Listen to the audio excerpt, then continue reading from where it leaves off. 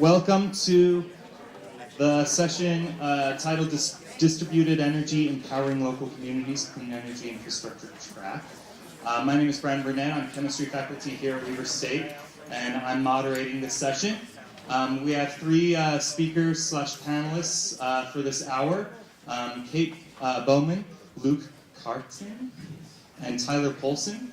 As a way of introduction, Kate Bowman works to generate solutions that overcome barriers to solar market growth through successful partnerships with decision makers and leaders, including local governments, utilities, and businesses. Through the U.S. Department of Energy Solar Market Pathway Initiative, Kate leads a partnership between Salt Lake City and Utah Clean Energy to identify strategies to ensure sustainable and robust solar market growth in Utah. She has coordinated Utah Clean Energy's community solar and Drive Electric initiatives, community bulk purchase programs designed to increase solar and electric vehicle adoption by simplifying the purchase process and offering competitive pricing. In April of 2014, Kate Bowman was recognized by the White House as a champion of change for her efforts to promote and expand solar deployment. She received a BA in government from Dartmouth, where she focused on environmental policy. Luke Carton is the Environmental Sustainability Manager for Park City, Utah. He oversees Park City's goals of achieving net zero carbon and 100% renewable electricity for city operations by 2022 and community-wide 2032. These goals are the most ambitious in North America for any municipality and one of the most aspiring worldwide. There are many programs underway, including electrification of city fleet and buses, bringing on large-scale renewables, quantifying open space as carbon sinks, and many more innovative projects. Previous to coming to the city, he worked in ski resort sustainability for 15 years. His work has been featured in the New York Times, BBC, Outside Magazine, Newsweek, and other international outlets. He lives with his wife, 2 kids, and mutt in Park City. And Tyler Polson, lastly, focuses on energy issues and addressing climate change for the Salt Lake City Department of Sustainability. He collaborates with all city departments on implementation of internal climate response plans that embed carbon mitigation and climate preparedness considerations into city operations. Tyler also works on energy policy and projects on a community scale and helped inform Salt Lake City's recent commitment to 100% renewable electricity by 2032. He previously worked in the finance sector and has a master's degree in economics from the University of Utah, along with the LEED Green Associate accreditation. So let's give a hand to our panel and speakers. And we'll leave it to you. It's great to see everyone here. Thanks for coming and joining us at this panel. We have some really exciting speakers, and I'm excited for you to have a chance to hear from them and hear how they're going to get to 100% renewable energy by 2032. And so hopefully you know that we do have some local governments here in Utah that have 100% renewable energy goals, but I'm curious if anyone knows how many we have. Raise your hand if you think it's 2 local governments. Okay, what about 3? 4? Raise your hand if you think it's 5.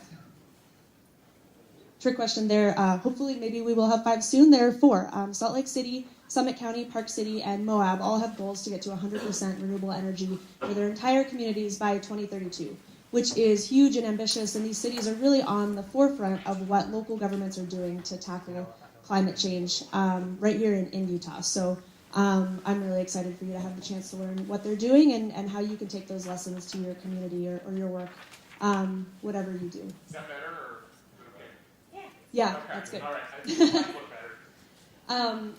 So I work for Utah Clean Energy. We are a nonprofit organization based in Salt Lake City. We've been around for over 15 years, and we work to advance clean energy solutions across the state. And in the more than 15 years that we've been around, we've seen the clean energy industry really transform in some spectacular ways. And I'm going to start with some sobering slides from the 4th National Climate Assessment, which came out in late 2017. And climate change probably isn't news to anyone in this room, but through the climate science that's going on now, we are refining our understanding of what's going on and exactly what we need to do about it. And we know that we are in the warmest period of modern civilization.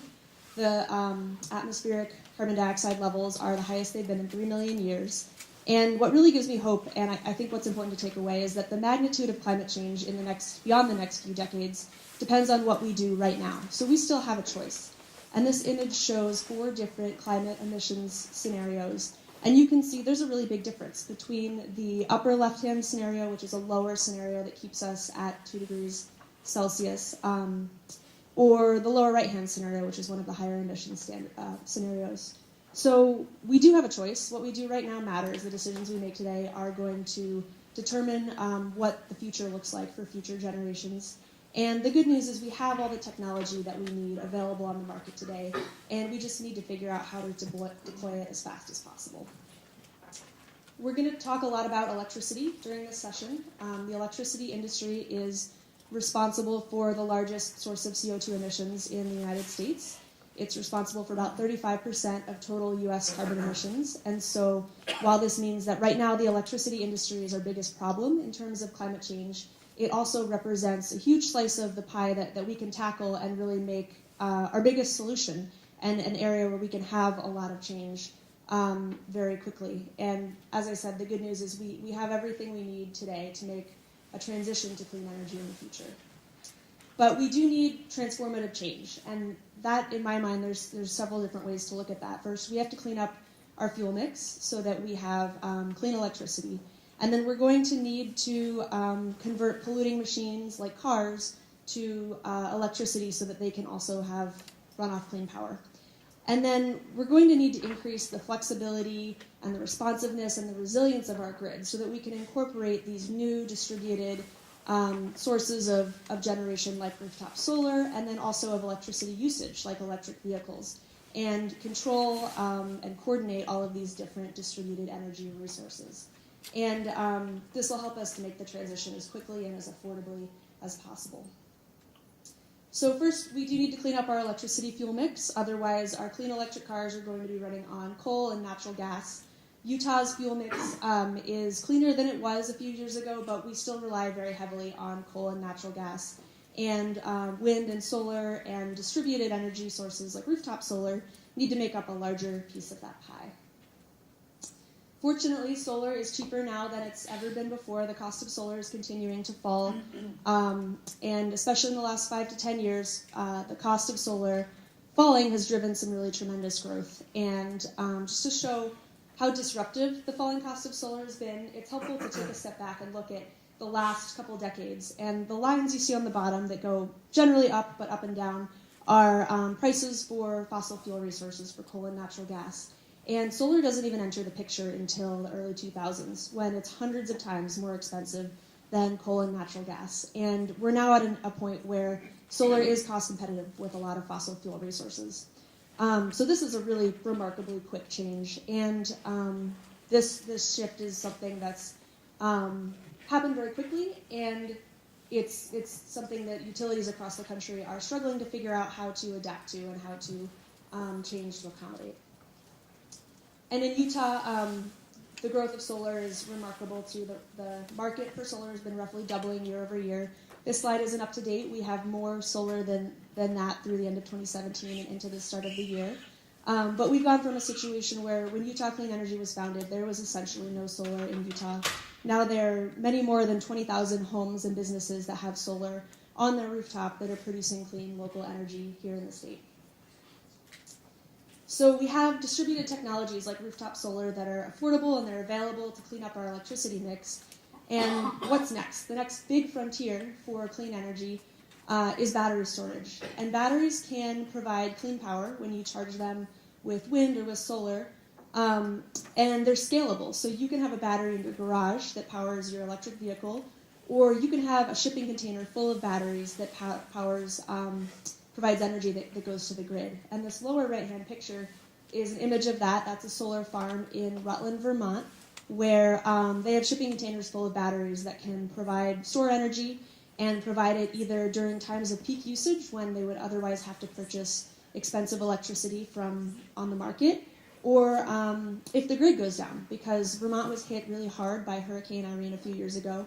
There were towns that didn't have power or even road access for weeks, and so in Rutland they now have a community source of power that they can use to power emergency facilities if the grid is interrupted again.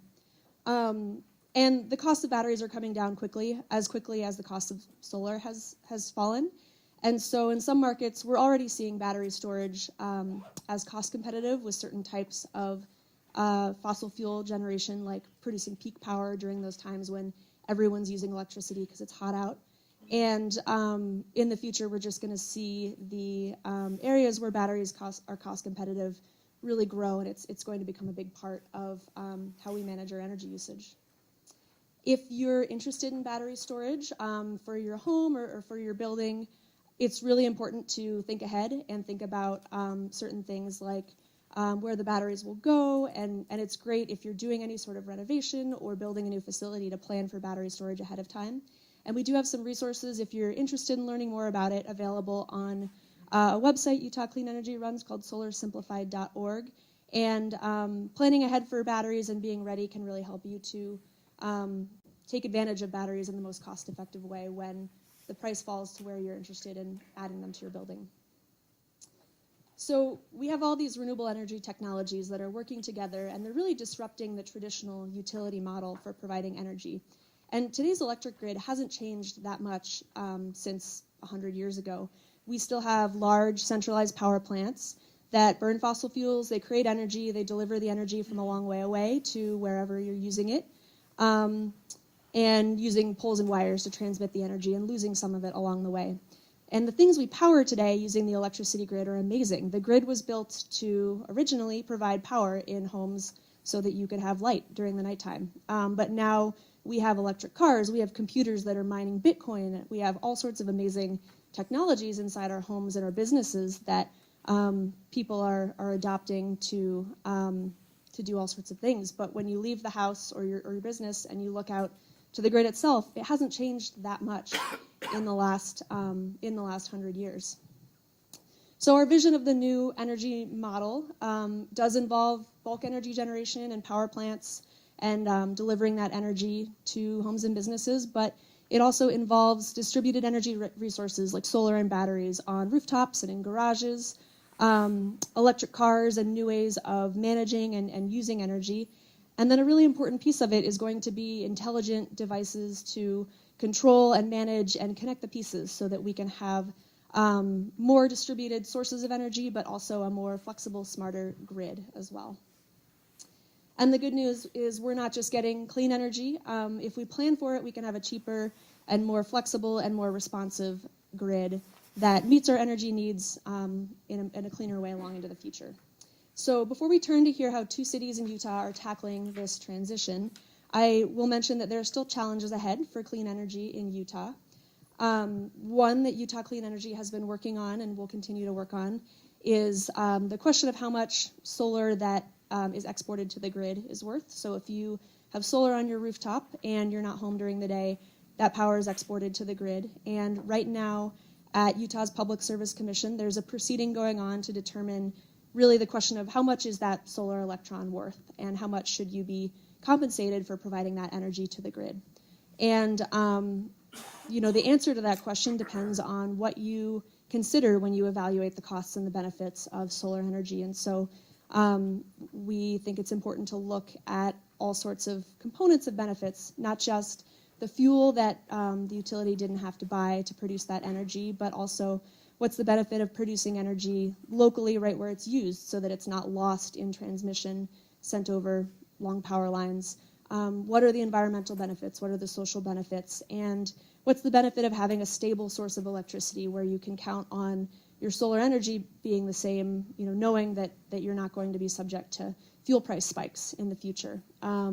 And what's the value of that certainty? And what's the value of resilience and the jobs that the solar industry brings here to our state and the economic development that comes with it? So there's lots more happening, and I hope you'll follow that and follow Utah Clean Energy and be involved as this moves forward. So with that, I will turn things over to Tyler Paulson with Salt Lake City, who is going to talk about Salt Lake City's renewable energy goals.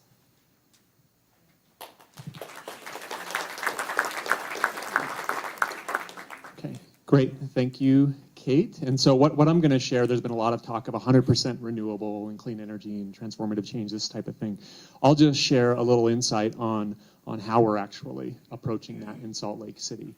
And just at a high level, the mechanics of going from the current status quo to 100% renewable in less than 15 years. So apologies to a couple people in the room who I think have seen this presentation before, but for most of you, I think it'll be a new thing. But in terms of what we're trying to do, it really is transform how we power our homes, our businesses, our lives. In terms of what we're trying to transform, this is a graphic that was created a couple years ago. And what we did is we looked at the average household in Utah and how much electricity it consumed on an annual basis, how many decatherms of natural gas, and then also how much fuel was used for on-road transportation on average. And we downscaled that to a daily basis. And it turns out that in the average day, 365 days a year, the average Utah household uses about 17 pounds of coal for electricity generation. 200 cubic feet of natural gas. So if you picture a beach ball roughly being a cubic foot, 200 beach balls of natural gas, both for generating electricity as well as for direct combustion for water heating and space heating.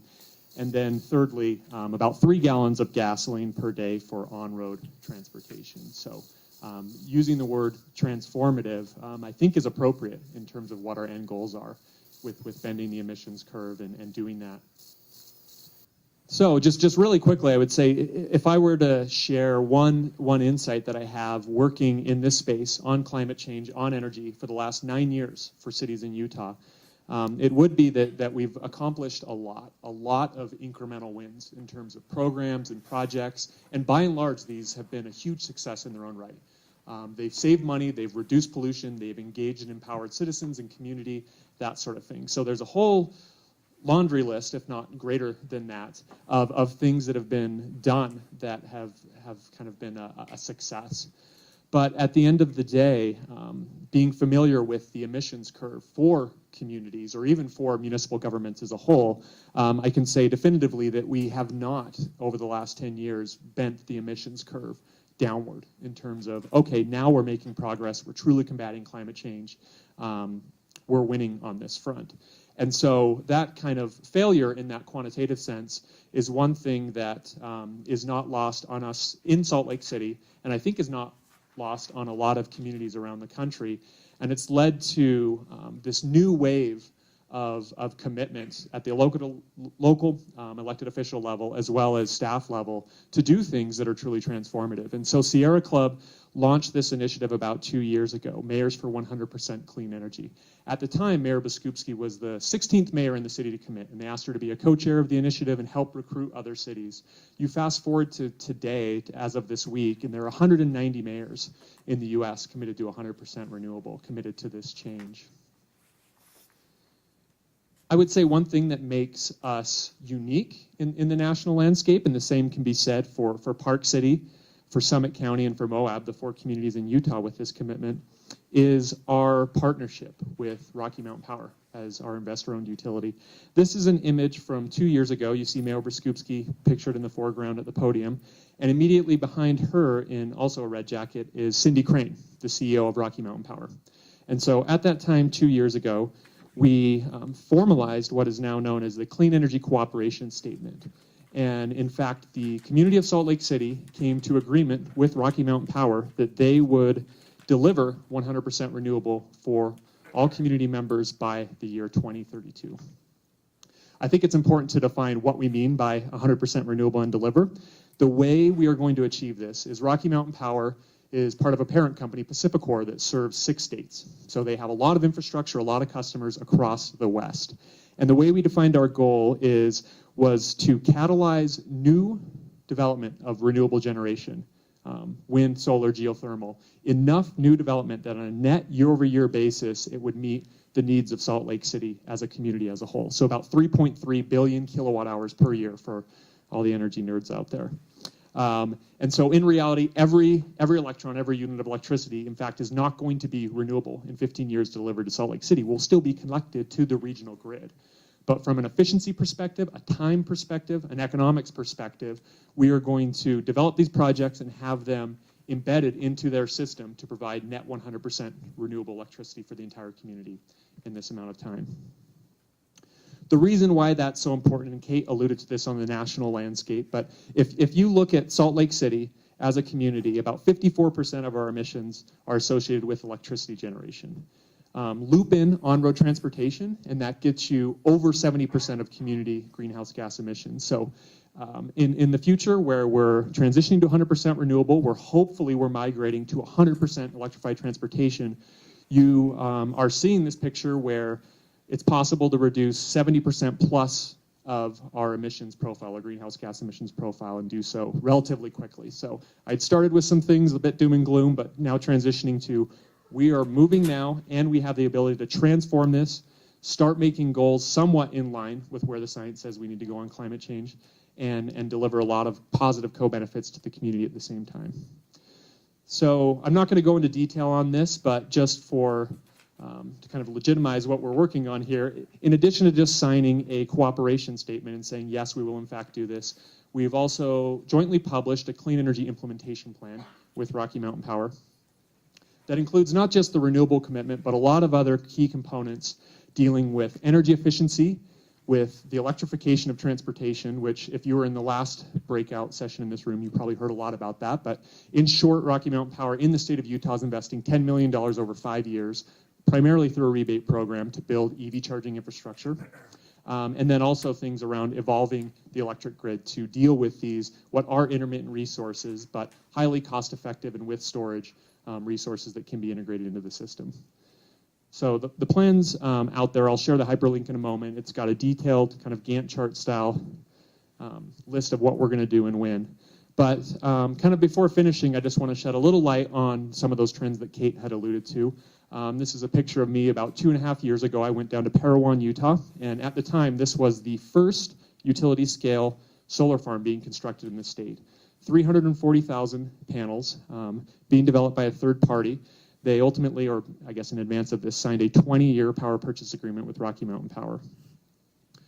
Fast forward just 18 months from the date that was taken and the first project coming online, and we now have over a gigawatt of solar. Terrible graphic to put in a large room, but over a gigawatt of solar developed in Utah, which is about 3.5 million solar panels. So to put that in context, in calendar year 2016, only California installed more solar capacity than the state of Utah, only California. At the end of 2016, only Nevada had more solar per capita installed than in Utah. So we went from 0 in terms of utility scale stuff in 2015 to being a national leader very rapidly. I'll just close with a little more detail on the 100% renewable transition. We jointly commissioned a study with Park City and Summit County on looking at how you actually do this. What are the mechanics of moving to 100% renewable? I created this clip art style puzzle to show some of the basic mechanics, but you obviously start with your community baseline. How much energy are you using? What's your current energy mix as provided by the utility? What's that going to look like in 15 years with either growth in energy usage, with electrification of transportation, so more kilowatt hours needed through that? What do renewables cost in the state of Utah to develop? What's the price of solar today? What do we expect it to be in the future? And then what is your procurement strategy going to be? So in this analysis, the consultant developed 3 different pathways. One, an accelerated pathway that would see us develop all of the renewables, I believe, within 5 years, all the way to another one that would show us getting there by 2032 and one in between. And then finally, most importantly, I would say, and this falls in the realm of what Utah Clean Energy mostly focuses on, is are the rules in place in Utah to allow you to do this, to transition as a community to 100% renewable power? And as it stands now, the basic answer is no for customers served by the investor-owned utility. But this is where that partnership with Rocky Mountain Power comes into play, where we've committed to jointly work together to forge this pathway through regulatory mechanisms, legislative if necessary, and develop a route for us to deliver energy that I would say is more in line with our community values, let alone what we want to do on climate change and otherwise. So more details are available in our comprehensive, it's a comprehensive sustainability plan, even though it's branded as climate centric, Climate Positive 2040 that you can find online. It's a really accessible kind of coffee table style plan with 10 or so sections, one of them being renewable energy. So if you're interested in seeing what the agreement looks like with Rocky Mountain Power, our cooperation statement, if you want to see the feasibility study that was published, if you want to see other documentation, go online to the Climate Positive Plan, and all of those are hyperlinked on this renewable energy page. And so with that, I will turn it over to Luke before we jump into questions.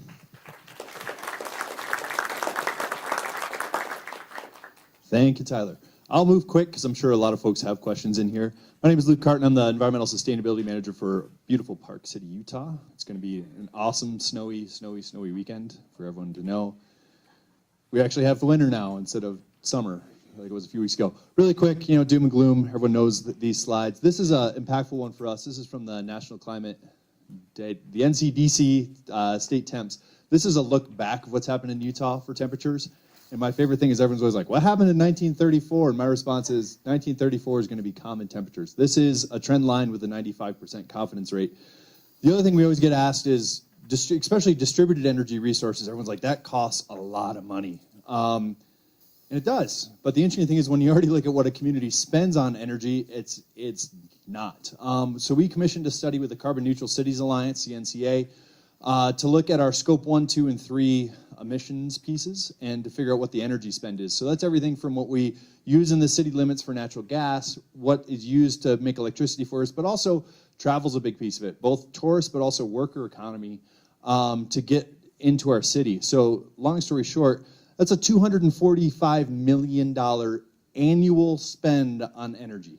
Everyone says, oh, it's all the flights. About a third of that is the tourist-based piece. A lot of the other part is workforce and also what we're using within our community. So right there, we're already spending $245 million. Salt Lake City had one of these done. Yours was 868 or something like that? Yeah, 804 million. This is not small potatoes. And the other thing is you think that money is getting spent. It's going to the beautiful areas of Russia, Iraq, Venezuela. Not the most, I'm not going to take my family there on vacation. Another concept, too, that you want to look at is the human, through LIHEAP, we actually know that for folks that are well below the poverty level, and this is for Summit County, the county that we sit in, they spend just under a quarter of their monthly take-home pay on energy. So you want to start talking about affecting the people who need the money the most, and they're spending a quarter of it to heat their house and get to work. It's fairly disgusting. The other key piece is you think we're spending so much money. This is a look back of 20 years of fuel prices. This is from the EIA. And I'll email this presentation to anyone. I can give you the citations where we're getting these numbers. But you think we're spending out of that 248, roughly 200 million is oil-based. And you look at the drastic fluctuations. Again, this is nuts. We're spending $250 million annually as a community on something that's super, super volatile. So Park City is a unique place. It's a little different. But the great thing is we already had kind of an ethos that was already built in. Our city really doesn't want the outside influencing inward. And a great example is the open space. So the city has really gone after and the community has really embraced open space. Because we say, hey, we're surrounded, unlike other ski towns that are surrounded by beautiful and iconic national forests, we're surrounded by private lands. So the community said, hey, we're actually going to go after this actively because these are community assets. And we don't want an outside developer to come in that could change the character of the town. But the great thing about the open space piece, too, is it actually tied into what people have always had, that soft feeling of the ethos of environment. And this gave them a direction to go after and say, we can go after that. And that really created the community conversation about, environment is important to us. So open space is kind of like the recycling version. It was really popular and sexy about 20 years ago. But the question is will that correlate to climate change and energy and taking responsibility for where we're going? So we floated the concept of 100% renewable and net zero carbon. This is from a city council meeting when we had the vote on 100% renewable. It was September 22nd of 2016. It was a packed council chambers, and to use the mayor at the time's words, this is the easiest thing the city council has ever voted on. Because when you have 200 people stand up, and when they ask for opposition and no one stands up, the city council was, well, we're nuts not to adopt this. So our city goals, as you heard, the net zero carbon 2032 community-wide is the most ambitious in North America. In Utah, which is official state rock, is coal. That is not a joke. That is truthful. You can look it up. We just got a new state dinosaur, the Utah Raptor. Kind of crazy. But the interesting thing is we're already making headway. So I'm going to drive this down into the concept of, all right, we're spending a lot of money on energy, and it's going all over the world. So let's look at trying to recapture that within our community as an economic driver. Park City, $24 million a year on electricity. If we can take 10 or 20% of that and put it back in our community, that's $2.5 to almost $5 million annually back in our community. So as the city, we said, we're going to go after this and we have to lead. So we have actually adopted, and this slide didn't translate over well, but we have one of the first in the world, as we can tell, a municipal building code for moving forward any facility we have to build. The standard will be net zero energy on site. Yes, there'll be some facilities we won't be able to get that to, but that is where we need to go. And it's also a performance-based standard, another key thing to know. So this isn't a checklist pre-construction up to your CO. This is a one-year operation piece. We have 3 different certification standards we're looking at using, ZEPI, Passive House, and Living Buildings. The reason we have different standards is because this is an ever-evolving field, but like I said, when we look at what the city's energy spend was, we're giving that money to someone else. Let's give that money to the construction side and also pay ourselves, pay through responsibility. The other key piece that we've done is our electrified transit, and this slide definitely didn't come through. It's even better. I'll make it. I'll build the suspense on this. So we've been running our electric transit line from June 23rd. These numbers are through December 31st, and actually know these numbers scarily off the top of my head. Our electric transit line, it goes from Kimball Junction to Old Town Transit Center. It's our Route 10, and it is a fully electrified line. Those are Proterra 40-foot buses. Between June 23rd and the end of the year, they ran 253,000 miles and an electricity cost of $51,077, which equates to a cost per mile of 20.8 cents. Or another way to view it is to drive a bus 1 mile on one, or to drive a bus on $1 of electricity, we can drive that bus just over 4 3/4 miles, which is unbelievable because you look at the cost comparison. It is a third of the cost for fuel compared to diesel. The other thing is, think back to that diesel graph of all the spikes. That's $1 million budget for the city that was having variability that, no one can tell me what the cost of diesel is going to be down to the nickel a month out. Electricity, I can tell you what it's going to cost fairly far out. It's a lot more stable. It's cheaper to run. When we add in the maintenance side of this, the bus is 1/6 of the cost to run per mile compared to a traditional diesel bus. We've committed to only buy electric buses from here on out. The other interesting thing is we're pushing more folks to our transit through a paid parking program. And getting back to the distributed piece, this is a mode shift from gasoline and diesel to electrification. The other cool thing is we're leasing these batteries. So in about 3 years, those batteries are coming out. They're 100 kilowatt hour packs. They're about the size of a twin mattress. We're looking at buying those back. So we're taking our transit fleet. We're going to use it for more distributed resources of storage in our community. And the other cool thing is as we look and we're pushing, we're begging and pleading all the major manufacturers, we want to electrify our plow fleet really fast. Because the cool thing is it's cheaper to run, but the plow fleet actually sits stationary about 7 months out of the year. If we can do vehicle-to-grid technology, all of a sudden we have a distributed energy technology that's also plowing our streets. So think about that of like, just don't pigeonhole yourself of thinking of just a building or facility, but think of the system overall. The other thing is that ties into our electric bike piece of it. There's 88 bikes that started in July 13th, and we had them out through the end of October. We don't have them out in the wintertime because an 80-pound bike, a drunk tourist, and snow is a bad mix. If you come up to Park City, it's $2 to rent one of these bikes for 45 minutes, or you can just get a pass for, it's $90 for a year. Same thing, these bikes were checked out. We had over almost 40,000 system miles ridden, over 9,000 trips. Equates to about a 3.4 miles per trip, which is mind-blowing to think about, that these bikes took 40,000 vehicle miles off of the road. The biggest issue we had with these is they were so popular. It was 4 times the high end of what we expected the checkout rate to be. We're expanding this system by 50% next year. Same thing, we're getting people out of vehicles. we're mode shifting them back, and it's another version of distributed energy. We're taking a local energy source rather than think of all the imports and all the crazy things you need having to get gasoline there. So again, it's a different way to look at distributed energy and distributed technology, because we are going to be powering more of these stations with solar and that side of it, but it's going to be a local or regionally developed energy source. Really quick, Tyler here on this as well. Our city operations and Salt Lake City we have these ambitious goals. Salt Lake City is going to be 50% renewable for city operations by 2020. We're going to be 100% by 2022. We're under this thing called NEPSA, Engineering Professional Services Agreement. This is going to go out to an RFP in a month-ish or so, 6 weeks. We're going to build a large-scale renewable energy facility somewhere in Utah to power all of our everything from our water systems to our transit fleets. But same thing, this is taking it out of the grid space. Now all of a sudden the cities can help dictate where this is going to go, and this is going to be jobs, tax revenue, and energy certainty for communities. And that's why I throw this up, the State House. So if you take our community, the 4 communities with the energy-wide goals, and you run it through something called the JEDI model, you can get some rough ideas of job creation. We're in about 20,000 jobs created, roughly $150 to $165 million in property tax revenue, and we're also locking in our utility rate. I can tell you what the cost of electricity coming out of a solar plant 15 years is out, but I can't tell you what that cost is going to be for coal, for natural gas, or any regulatory piece too.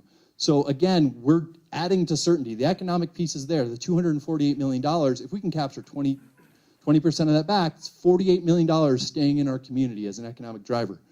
The other interesting thing is, you look at it on the private business side, there are utilities that are jumping in. We have a joint clean energy statement signed with Rocky Mountain Power as well. But there's also some interesting things going on just north of the border. Just really quickly, this is in Toronto.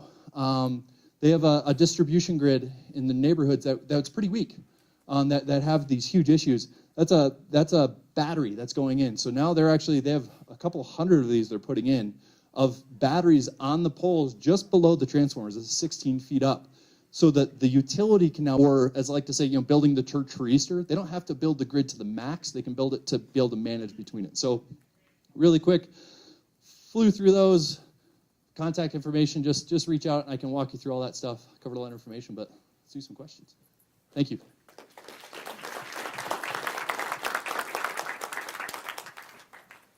All right, so we do have a few minutes for questions, and we'll bring everybody up on the panel up front. Just want to get these lights back on. So I'll walk around. We can only video or hear anybody if they actually talk through a mic. So we'll keep this with you guys.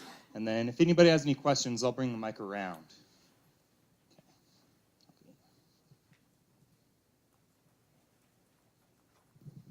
Yeah, that's for Luke, actually. So I was curious about when you're going to see implementations to code, building code to reflect the goals. Building code. So really quick, Utah is a non-home rule state, so we can't set energy code at our level. And if we step outside the boundaries, the state legislature will come after us. That's not a theoretical. They're coming after us right now on a plastic bag preemption thing, which is going to fly through in the next couple days. So building code side, we're looking at getting creative. We're in April, we're going in front of our planning commission, then our city council to do, we're going to get the SolSmart Gold designation for Utah. We're looking at EV ready, solar ready. We can really incentivize the building piece. We're trying to get a little creative. I know Tyler's got a bunch of stuff going in that world too. But that's one of the areas that our hands are tied, is we can't set energy standard or energy code within our city. Correct. All right, we had a question right up here. Hi, this is for Luke and for Tyler about your cities and the resolutions that you guys both just got adopted. So to reach these resolutions and to transition to 100% renewable energy, it seems like it's mostly just the governments and the utility companies making this transition. But I'd like to hear, I feel like community engagement is really important, and I see Diffusion of Innovation on the board there. And I was wondering, I don't know if that's from you guys or from someone else, but I was wondering what your plans are with community engagement, and if their community themselves are really important for helping you guys reach these resolutions, or if it really is just the government changing and making it easy for people to just buy renewables. Yeah, I would say in terms of a robust public input process going into what we ultimately adopted, we didn't pursue that in the way of gathering new data, but what we did was highly informed by energy polling data of both Utahns generally as well as Salt Lake City residents that reflect a very strong, unambiguous desire for renewable energy over other forms like coal and natural gas to power their homes and businesses. So we have a very high degree of certainty, actually, that's what people wanted. I would say, though, in the way of engagement, that's where a lot of those ongoing programming and project-type initiatives fit into play, where we're doing stuff for low-income households in terms of outreach and engagement on energy efficiency and opportunities in that space. We've got creative things going on in the way of electric vehicles. As it relates to solar and renewable energy, we've got our own plans to help catalyze development at the household and business level, and so everybody individually can play a part in that. I think our biggest kind of microphone that we use for that is the SLC Green newsletter and our whole social media platform, so please do follow that, and that'll give you a much better sense than I just gave you of everything that we're doing in the way of direct engagement with people personally as well as engagement in the digital realm. Yeah, and on ours is a little different. We're actually rebranding all of our website side, so it's a little light, so if you need any direct information, reach out. But we've been, like Tyler said, just the constant drumbeat of programs, energy efficiency, EVs, for us, the electrified transit, the e-bikes piece, keeping it front and center, and then also I use our local media a lot to push this out, of having very open and honest conversations, and to talk, wear a multitude of different hats, everything from climate change, which our community, 70% of our tax base comes from the winter sports, and we're already seeing rain events and that side of it. But also on top of that, of risk reduction. If you look at the regulatory future looking out 20 years, the greatest thing about renewables, and the easiest way to address this in the state of Utah, is Utah hates the federal government, right? They hate the federal overreach. So they talk about regulation, but the federal government can regulate smokestacks and tailpipes. They can't regulate solar panels. So that's one of the areas that we're saying, well, yeah, the tariff piece, that's not, yeah, but the goal is on the overreach piece is just saying we're drastically reducing risk and adding cost certainty. So that's been resonating. But truthfully, in my community, because we're already feeling the effects of climate change, and having some of that deeper environmental ethos, it's been a great push. And talking to the business side, they're aligning with the community on this because they know it's such a core community value. One of the most popular programs that Utah Clean Energy has run over the years have been discount programs to help people install solar panels on their rooftop or purchase electric vehicles. And through those programs we offer discounts, but also just the opportunity to have somebody help you figure out how to make this decision and how to purchase either solar or an electric vehicle. And Salt Lake City and Park City have both run those programs in their communities, and we've also worked with Weber State, other great local governments and universities. And in Summit County in particular, I think was a really good example where the year that we ran the program, Summit County increased the number of households with solar on their rooftop by 500%. So, in Park City now, you might think that people have always been interested in solar and knew how to install solar, but a couple of years ago, it was a new technology. Not a lot of people had it. People didn't really know where to start, and so those community engagement programs can really go a long way to help people feel comfortable going after these technologies that, might seem new and different.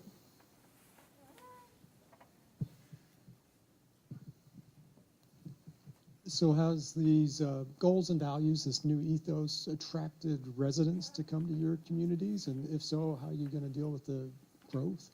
Yeah, so that on our end, we've had direct conversations with some folks that have moved to Park City because of some of the ethos in just the past year, or it's been a kind of decision that pushed them over. I think growth is always a pressure, and you don't want to be, to steal a term of an old mentor of mine, you're running down an up escalator at that point. You're trying to you got to go down to stay level. But I think smart growth's an issue. For us, growth's a lot different pressure than what Salt Lake City focuses on, but that's why we're really pushing towards, we don't want to put any more lane miles of road in.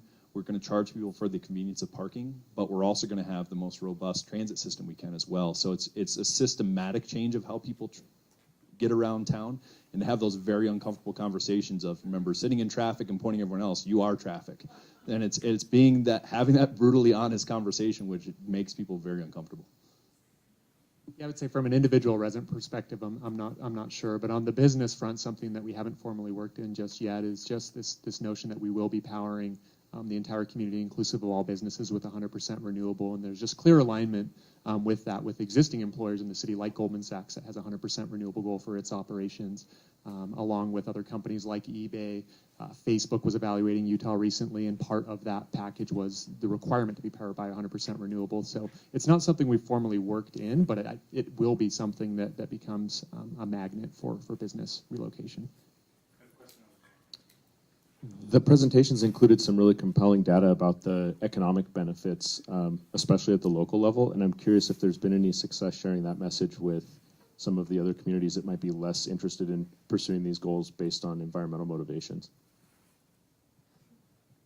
I can talk on especially on the transit side, it's really rattled some cages in a good way.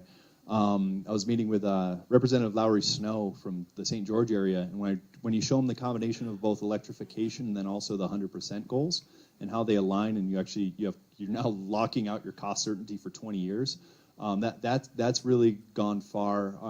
Our electric transit piece, and people are tired of hearing about it, but it really truly is transforming transit. UTA is going to be buying 5 electric buses. We're pushing for even harder in those numbers because it truly is striking to the core of these are just a lot cheaper and simpler to run. The e-bike program, we've got strong metrics. We're working with USU because all the e-bikes have GPS on them as well. So we're just going to look at some of the travel patterns and show how it affected some of the. We're going to tie it back to the intelligent travel system, which is the smart stoplight piece. I mean, these guys they're PhDs, so you get really lost really fast. But the goal is to really show how these are affecting the core of the community and how we can start designing around them, because it is transformative. It is a mode shift. It's not. We don't want to do this in a pilot project piece. That's why we dedicated that line. We've got the 7 new buses showing up next in the fall. They won't need an overhead charge. There'll be a overnight charge. And we had that bus out here. We were running tests. We ran it up Marsac, which is a super steep drive, but we also did Parleys. And we did both Big and Little Cottonwood as well to see how it acted in the real world, and it performed just as well, if not slightly better. Easy example is if anyone rides the PCSLC Connect, you're driving up the hill in that big, huge bus, can do it about 40 miles an hour. We found the electric technology can do it right in that range, in fact, a little bit faster.